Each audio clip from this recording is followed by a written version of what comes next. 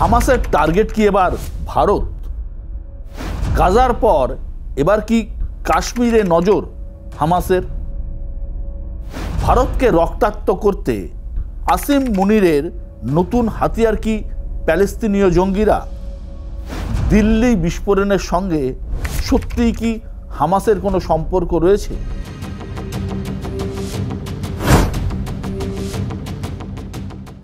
Hamas এই শব্দটার সাথে অনেকেই পরিচিত, আবার অনেকেই অপরিচিত। কিছুদিন আগে থেকেই যে যুদ্ধ মধ্যপ্রাচ্য জুড়ে চলছে ইসরায়েল আর প্যালেস্তাইনের, তার পেছনে এই হামাস।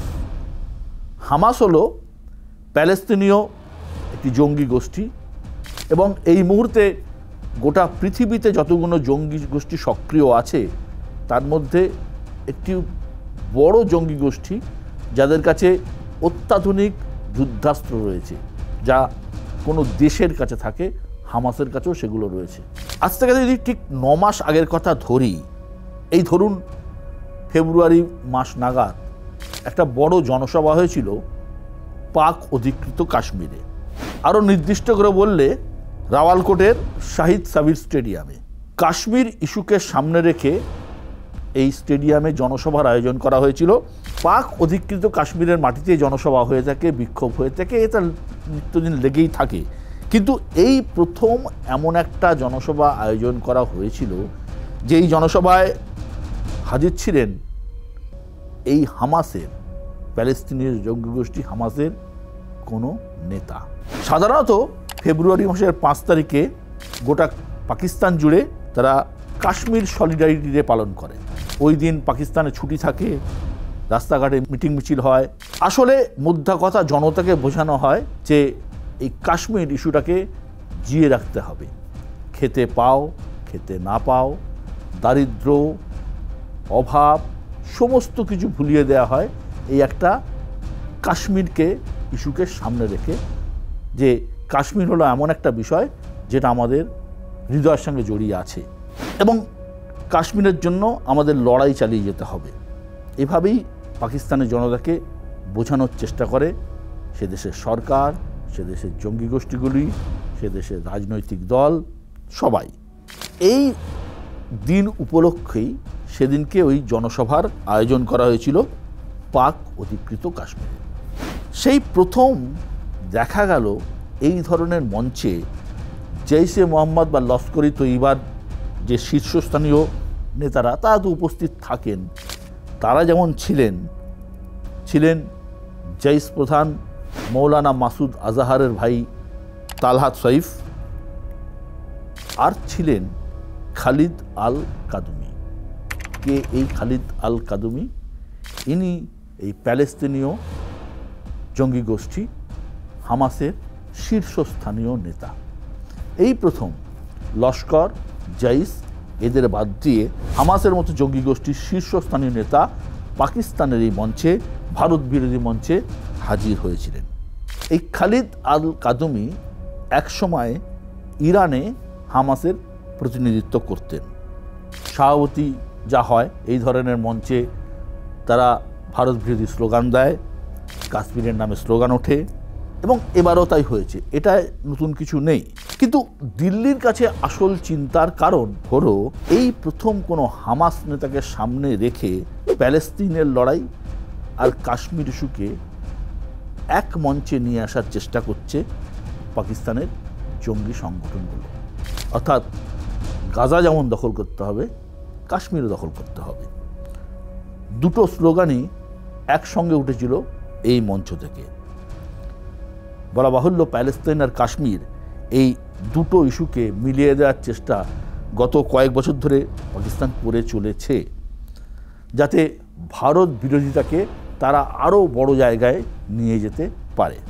আরও ইসলামিক কান্ট্রিগুলো এবং আরও ইসলামিক জঙ্গি গোষ্ঠীগুলোকে যাতে তারা এককাট্টা করতে পারে, বন্ধু তৈরি করতে পারে।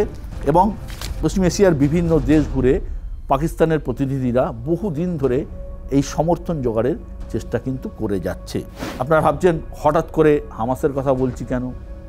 হঠাৎ করে 9 মাস আগেকার এই কোন হামাস নেতা হাজির হয়েছেন পাকিস্তানের কোন মঞ্চে তার কথা বলছি কেন, ফেব্রুয়ারির কথা বলছি কেন? বলছি এই কারণে, এই দিল্লি বিস্ফোরণের তদন্ত করতে গিয়ে সাম্প্রতিক কিছু তথ্য এসেছে ভারতীয় গোয়েন্দাদের হাতে। তথ্যগুলো কি? কাশ্মীরে নাকি হামাস মডেল ফলো করার চেষ্টা করছিল জৈশ-ই মোহাম্মদের জঙ্গিরা। এবার প্রশ্ন উঠতে পারে, এই হামাস মডেলটা কি? হ্যাঁ, এই জায়গাতেই আসল প্রশ্ন, হামাস মডেল কি? আপনারা যদি ইসরায়েলের বিরুদ্ধে হামাসের লড়াই দেখেন, আপনারা জানেন যে ইসরায়েল এবং যে গাজায় প্যালেস্তাইনের যে যুদ্ধ শুরু হয়েছে তার পিছনে হামাসের একটা বড় ভূমিকা আছে। ইসরায়েলের একটি থিয়েটারে যখন নাটক চলছিল, অনুষ্ঠান চলছিল, হামাসের জঙ্গিরা হামলা চালায়, বহু নিরীহ মানুষকে নির্বিচারে হত্যা করে এবং বহু ইসরায়েলিকে তুলে নিয়ে যায়। শুধু ইসরায়েলি নয়, পৃথিবীর অন্যান্য দেশের নাগরিকরা ছিল, তাদের পণবন্দি করে। পাল্টা প্রত্যুত্তর দেয় ইসরায়েল, যুদ্ধ শুরু হয় ইসরায়েল এবং প্যালেস্তাইনের মধ্যে, হামাসের মধ্যে বলা বাহুল্য। এখন এই হামাস মডেলটা ঠিক কি সেটা বুঝতে হবে। প্রথমত, হামাস মডেল হলো হাসপাতাল বা স্বাস্থ্যকেন্দ্রের মধ্যে সন্ত্রাসের ঘাঁটি তৈরি করা, অস্ত্র লুকিয়ে রাখা, কন্ট্রোল সেন্টার তৈরি করা। তার কারণ, সাধারণত যুদ্ধ বা যে কোনো ঘটনা ঘটলে হাসপাতালকে আক্রমণ করার কথা কেউ ভাবে না, যেখানে চিকিৎসা হয়, পরিষেবা পায়, সাধারণত সেখানে কেউ আক্রমণ করে না। যুদ্ধের সময়ও দেখেছি মানবিক কারণে এই সব জায়গাগুলো ছেড়ে রাখা হয়। গাজায় এরকম অসংখ্য হাসপাতালকে নিজেদের ঘাঁটি বানিয়েছিল হামাস। তার মধ্যে সবথেকে বড় হাসপাতালটার নাম হচ্ছে আল শিফা। পরবর্তীকালে জানা গেছে পণবন্দীদেরও এই হাসপাতালে আটকে রেখেছিল হামাস জঙ্গিরা। আপনারা জানেন যে যখন ইসরায়েল একটার পর একটা হাসপাতালে আক্রমণ করছে, যখন বিশ্বজুড়ে নিন্দার ঝড় বয়ে যাচ্ছে, জানা যাচ্ছে ইসরায়েলের দাবি ছিল যে এই হাসপাতালগুলো কিন্তু জঙ্গিদের ঘাঁটি, এবং আল শিফা লক্ষ্য করে ক্ষেপণাস্ত্র হামলাও চালিয়েছিল ইসরায়েল, এবং পরবর্তীকালে ইসরায়েলি সেনা এই হাসপাতালের দখলও নিয়েছিল। অবশ্য প্যালেস্তিনিরা প্রথম থেকে দাবি করে আসছে আল শিফায় মোটেও হামাসের ডেরা ছিল না, এটা ইসরায়েলের মিথ্যা রটনা। আমরা সেই তর্কে যাচ্ছি না। হামাস মডেলের প্রথমটা যদি হয় হাসপাতাল, এবং হাসপাতালকে কেন্দ্র করে সন্ত্রাসবাদকে মজবুত করা, ডাক্তার, নার্স এবং হাসপাতালকে ব্যবহার করা সন্ত্রাসবাদের কাজে, আর দ্বিতীয় বৈশিষ্ট্য হলো ছোট ছোট রকেট দিয়ে হামলা। আপনাদের মনে আছে কিনা জানি না, যখন ইসরায়েলের আকাশ প্রতিরক্ষা ব্যবস্থা অত্যন্ত দুর্ভেদ্য বলেই জানি, কিন্তু হামাস একটা সময় হাজার হাজার রকেট ছুটতে শুরু করেছিল ইসরায়েলের আকাশ লক্ষ্য করে, যা একটা সময় একই সঙ্গে অতগুলো রকেট সামাল দেওয়ার ক্ষমতা ইসরায়েল প্রতিরক্ষা ব্যবস্থার ছিল না। তার ফলে কিছুটা এফেক্ট পড়েছিল। যেহেতু বড় ক্ষেপণাস্ত্র ছুটতে মেশিনারি লাগে, ধরা পড়ে যাওয়ার সম্ভাবনা বেশি থাকে, তার ফলে এই ছোটো ছোটো ক্ষেপণাস্ত্র দিয়ে ইসরায়েলের ওপর হামাস কিন্তু আক্রমণ করেছিল। তৃতীয় হচ্ছে ড্রোন অ্যাটাক। এই আনম্যান ড্রোন, অর্থাৎ আচমকা ড্রোন এসে আক্রমণ করলো, এই অ্যাটাকটা এখন গোটা পৃথিবী জুড়ে চলছে। বিশেষ করে বিভিন্ন দেশও ব্যবহার করছে এবং জঙ্গিদের খতম করার কাজেও ব্যবহার করা হচ্ছে। আপনাদের মনে আছে যে ইরানের একটা ড্রোন অ্যাটাক চালিয়েছিল আমেরিকা। তো এই ড্রোন অ্যাটাকগুলো, ছোট ছোট ড্রোন অ্যাটাক কিন্তু হামাসের একটা তৃতীয় বৈশিষ্ট্য। তো একটা হাসপাতাল, একটা ক্ষেপণাস্ত্র, শয়ে শয়ে ক্ষেপণাস্ত্র বা হাজার হাজার ক্ষেপণাস্ত্র, আর একটা হচ্ছে ড্রোন অ্যাটাক। এবার যদি আমরা কাশ্মীরের কথায় ফিরি, তাহলে দেখব দিল্লি বিস্ফোরণের তদন্ত করতে গিয়ে জৈশ-ই মোহাম্মদের এই ডাক্তার মডিউল খুঁজে পেয়েছেন ভারতীয় গোয়েন্দারা। এই ডাক্তারবাবুরা যেমন চিকিৎসা করেন, আবার বোমাও বানান। এই মডিউলের এক সদস্য আদিল আহমেদ রাঠের কাশ্মীরের অনন্তনাগের সরকারি হাসপাতালের ডাক্তার। সেই সূত্র ধরে কাশ্মীরের একাধিক হাসপাতালে তদন্ত চালায় পুলিশ। শ্রীনগর, অনন্তনাগ, বারামুল্লার মতো বিভিন্ন জায়গায় হাসপাতালে তল্লাশি চলে। তদন্তকারীদের মূল লক্ষ্য ছিল হাসপাতালের মধ্যে ডাক্তারদের নিজস্ব লকার। তার কারণ আপনারা জানেন যে দিল্লি বিস্ফোরণে যারা ধরা পড়েছে তাদের লকার তল্লাশি করে বড় বড় আগ্নেয়াস্ত্র পাওয়া গেছে। এইরকম তল্লাশিতে কি পাওয়া যাচ্ছে তা খতিয়ে দেখা প্রথম কাজ ছিল গোয়েন্দাদের। গোয়েন্দাদের দাবি একাধিক লকার থেকে আগ্নেয়াস্ত্র, গুলি পাওয়া গেছে। এই আগ্নেয়াস্ত্র কিন্তু আবার জিকে এমনি হেলা ফেলার মতো আগ্নেয়াস্ত্র নয়, AK-47, AK-56। এরপরেই গোয়েন্দাদের মধ্যে আলোচনায় উঠে আসে এই হামাস মডেল। আমরা ভারতবর্ষে এর আগে যতগুলো আক্রমণ দেখেছি, জঙ্গি হানা দেখেছি, সেখানে সাধারণত জঙ্গিদের কোনো প্রোফাইল ছিল না, জঙ্গিদের কোনো পেডিগ্রি ছিল না। কিন্তু যদি বলি এই প্রথম এমন একটা হামলা হলো যে হামলায় পুরো ডাক্তাররা জড়িত, যে সে ডাক্তার নয়, সব সরকারি হাসপাতাল থেকে পাশ করা ব্রিলিয়ান্ট ডাক্তার। সুতরাং এই প্রথম কিন্তু দেখা গেল এই হামাসের ডাক্তার মডিউল সেটা কিন্তু ভারতের বুকে অ্যাপ্লাই করা হলো।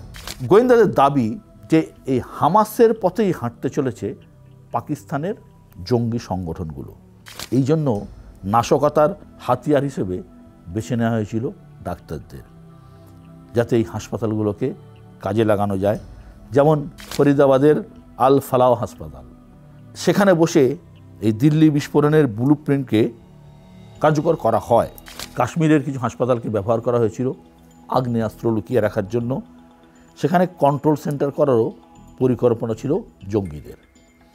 ডাক্তার, হাসপাতাল, আমি আগেই বলেছি, এগুলোর সবথেকে বড় সুবিধা হলো চট করে কারোর নজরে পড়বে না, আর চট করে কেউ সন্দেহ করবে না। এই দেখা যাচ্ছে এই গোটা ষড়যন্ত্রের পেছনে রয়েছে পাকিস্তানের জঙ্গি সংগঠন জৈশে মোহাম্মদ, আর এই জৈশে মোহাম্মদের পেছনে রয়েছে প্যালেস্তিনের জঙ্গি সংগঠন হামাস। গোয়েন্দাদের দাবি রকেট তৈরি আর হামলাকারী ড্রোন তৈরিতে প্রযুক্তিগত সাহায্য করছে হামাসই। কারণ হামাসের কাছে ক্ষেপণাস্ত্র রয়েছে, হামাসের কাছে ড্রোন রয়েছে, হামাসের কাছে স্বল্প পাল্লার ক্ষেপণাস্ত্র থেকে অত্যাধুনিক যুদ্ধাস্ত্র রয়েছে, যা কোনো দেশের কাছে থাকে। এখন প্রশ্ন হলো, পাকিস্তান তো বহু দশক ধরে ভারতের সন্ত্রাসের জাল ছড়ানোর চেষ্টা করছে, বহু দশক ধরে পাকিস্তানে লোকের জঙ্গি সংগঠনগুলো ভারতে ছোটোখাটো হামলা চালাচ্ছে, বড় হামলা চালাচ্ছে। হঠাৎ হামাসের মতো জঙ্গি সংগঠন প্যালেস্তাইনের, তারা এখানে জড়াচ্ছে কেন? কি তাদের ইন্টারেস্ট? তাদের তো লড়াই প্যালেস্তাইনের জন্য, ইসরায়েলের সঙ্গে, তারা এর মধ্যে ঢুকছে কেন? আসলে এটা হলো পাকিস্তানের জঙ্গি সংগঠন আর হামাসের মধ্যে দেওয়া নেওয়ার একটা বোঝাপড়া। 2023 সালে ইসরায়েল যখন অল আউট অ্যাটাক করেছে, হামাসকে খতম করার জন্য সর্বশক্তি নিয়ে ঝাঁপিয়ে পড়েছে গাজায়, তখন হামাসের নেতারা সাহায্য চায় পাকিস্তানের। গাজার মাটিতে যখন হামাসের জায়গা আস্তে আস্তে ছোট হয়ে আসছে, ইসরায়েলের পরের পর আক্রমণে আমেরিকার সমর্থনে হামাস যখন আস্তে আস্তে কোণঠাসা, সেই সময় হামাসের আশ্রয়ের জায়গা হয়ে ওঠে পাকিস্তান। তারা পাকিস্তানকে তাদের সেফ জায়গা হিসেবে মনে করতে শুরু করে এবং এই কাজে সাহায্য করে আসিম মুনিরের পাকিস্তান। তারা হামাসকে সেখানে আশ্রয় দেয়। 2023-এ হামাস নেতা কাদুমিকে পাকিস্তানের সংসদে ভাষণ দেওয়ার জন্য আহ্বান জানায় শাহবাজ শরীফের সরকার। পাকিস্তানের রাজনৈতিক দল জামাতে ইসলামী চায় হামাসকে পাকিস্তানের মাটিতে তাদের অফিস খুলতে দেয়া হোক, এই বক্তব্য তাদের ছিল। সুতরাং হামাস যখন গাজাতে কোণঠাসা হয়ে যাচ্ছে, পৃথিবীর অন্যান্য দেশ তাদের সেই জায়গা দিচ্ছে না, এমনকি ইসলামিক কান্ট্রিগুলো সেরকম জায়গা দিচ্ছে না, তখন তারা পাকিস্তানকে নিজেদের নিরাপদ আশ্রয়স্থল বলে মনে করতে শুরু করে। মূল্য চোকানোর পালা যখন আসে, তারা মূল্য চোকাতে শুরু করে এই ডাক্তার মডিউল, এই ছোটো ক্ষেপণাস্ত্র, ছোট ছোট ড্রোন এবং তার টেকনোলজি দাঁড়িয়ে হয়তো আগামী দিন আরও হবে, কিন্তু সূত্রপাত শুরু হয়ে গেছে। প্রশাসনিক স্তরে যেমন বোঝাপড়া চলছে, তেমনি সামরিক স্তরেও নিশ্চয়ই বোঝাপড়া চলছে। অপারেশন সিঁদুরের সময় আমরা দেখেছি পাকিস্তানের ভাওয়ালপুরে জৈশ-ই-মোহাম্মদের সদর দপ্তরে ভারতীয় বায়ুসেনা হামলা চালিয়েছিল। সেই বাওয়ালপুরেই এই জইসের এই ডেরাতে হামাস জঙ্গিদেরও কিন্তু দেখা গিয়েছিল। তাৎপর্যপূর্ণ বিষয় সেটা হলো ভাওয়ালপুরের এই জইসের এই ঘাঁটির কাছেই রয়েছে পাকিস্তানি সেনার একটা বিরাট ঘাঁটি। মূলত যুদ্ধের প্রশিক্ষণ দেয়া হয় এখানে। আসিম মুনির সেনা প্রধান হওয়ার পরে তিনি এই ঘাঁটির উদ্বোধন করেন। আর ঠিক তার পাশেই জইসের ডেরা, এখানেই হামাস জঙ্গিদের আনাগোনা। যদি আপনি পাশাপাশি জিনিসগুলোকে রাখেন তাহলে অঙ্ক মিলে যাচ্ছে। পাকিস্তানের মাটিতে আমরা তোমাদের জায়গা দেব এবং তোমাদেরকে তার বদলায় ভারতের বিরোধিতা করতে হবে। আরও একটা বিষয় আছে, যেহেতু জইসের ঘাঁটি এবং পাকিস্তানের সেনাদের ঘাঁটির পাশাপাশি এই জইসের জঙ্গিদের পাকিস্তানি সেনারা যে ট্রেনিং দিচ্ছে না, তাই বাকে বলতে পারে। এখন ঘটনা হলো, এত কিছু ঘটনার পর বা হচ্ছে তারপর ভারত কি করবে? ইসরায়েল প্যালেস্তাইনের যে লড়াই, তাতে ভারতের অবস্থান মাঝামাঝি। আপনারা একসময় ইয়াসের আরাফাতের নাম শুনেছেন। ইন্দিরা গান্ধীর সঙ্গে ইয়াসের আরাফাতের বন্ধুত্ব ছিল এবং প্যালেস্তাইন সাথে ভারতের সম্পর্ক মানে মোটের ওপর আগেও খারাপ ছিল না, এখনও বিরাট খারাপ আছে এমন নয়। ভারত ইসরায়েলের বন্ধু। ইসরায়েল থেকে ভারতের প্রচুর অস্ত্র আসে, ডিফেন্সের বাজেটের একটা বড় অস্ত্র ইসরায়েলের কাছ থেকে কেনা হয় আমাদের। আবার পাশাপাশি প্যালেস্তাইন যে পৃথক রাষ্ট্রের স্বীকৃতি পাক, সেটা কিন্তু ভারত চায়। আমি ইয়াসের আরাফাতের কথা বলছিলাম, আরাফাতের জমানা থেকে কিন্তু এটা হয়ে আসছে। সম্প্রতি যে রাষ্ট্রপুঞ্জে যে ভোটাভুটি হয়েছে, তাতে ভারত কিন্তু প্যালেস্তাইনকে পৃথক রাষ্ট্র হিসেবে যেমন স্বীকৃতি দেওয়া হয় তার পক্ষেই ভোট দিয়েছে। এখন ভারতের এই মাঝামাঝি অবস্থান যেমন আছে, ভারত কিন্তু অফিসিয়ালি হামাসকে আন্তর্জাতিক জঙ্গি সংগঠন বলে এখনও কিন্তু ঘোষণা করেনি।